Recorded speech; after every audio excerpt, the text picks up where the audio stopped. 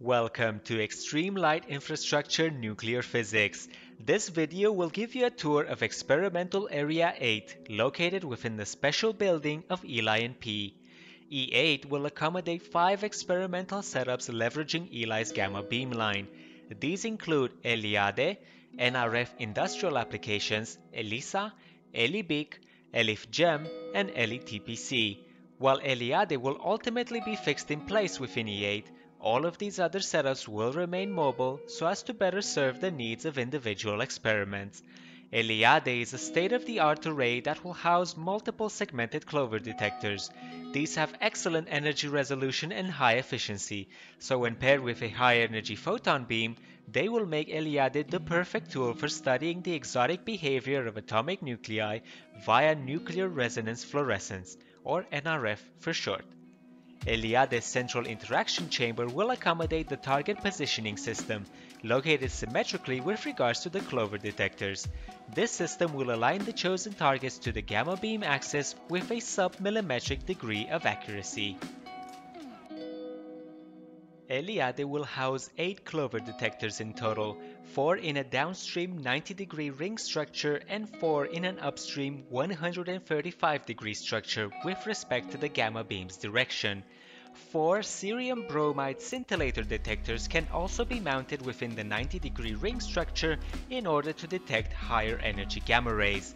The position of the 90-degree mounted detectors will be adjustable both in terms of distance as well as planar angle with respect to the target interaction point, depending on the requirements of individual experiments.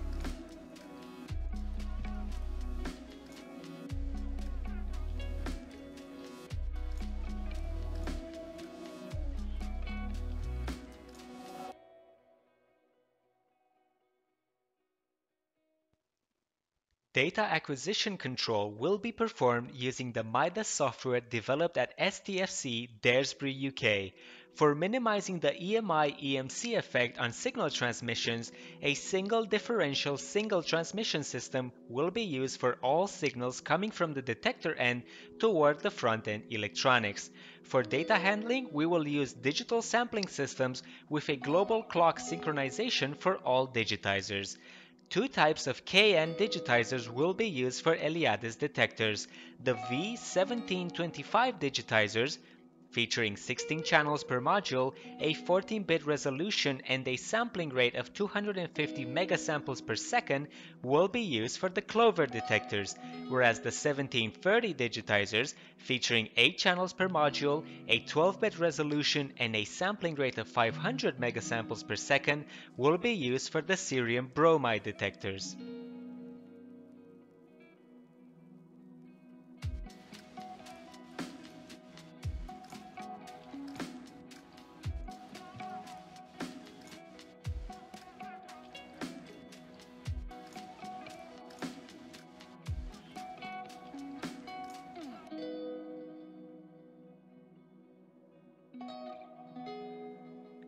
After thermically annealing the Clover detector's high-purity germanium crystals in our gamma spectroscopy lab, we bring them over to E8 for liquid nitrogen cooling and testing. The cooling procedure is controlled via the compact Rio module from National Instruments, coupled to our custom LabVIEW software. Before being mounted onto the Eliade array, these annealed and tested Clover detectors will be stored in E8 under constant liquid nitrogen cooling.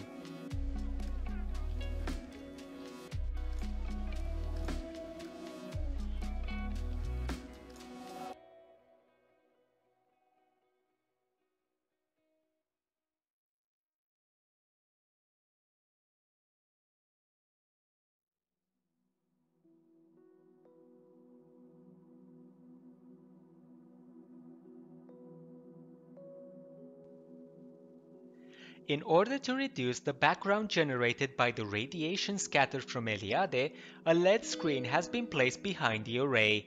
This screen features a central hole allowing the gamma beam to reach the target interaction point located at the center of Eliade.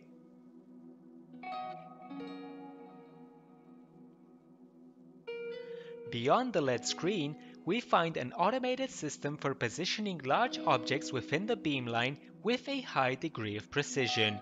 This setup will be used for industrial gamma radiography and tomography, as well as elemental analysis via NRF and computed tomography.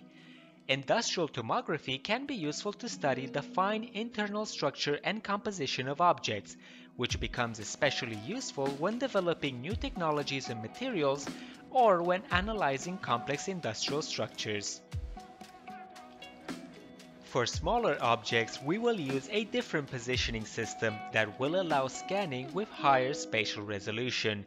At the present time, this smaller setup is still located within our gamma spectroscopy lab.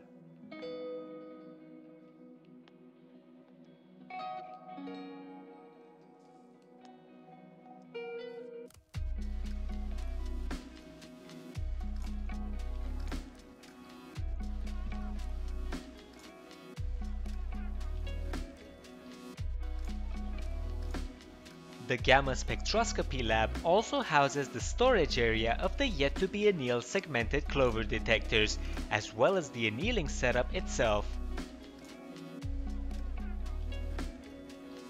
This concludes our tour of Experimental Area 8 and its associated setups. We hope you've enjoyed your time learning more about ELI-NP, and we'll see you in the next video.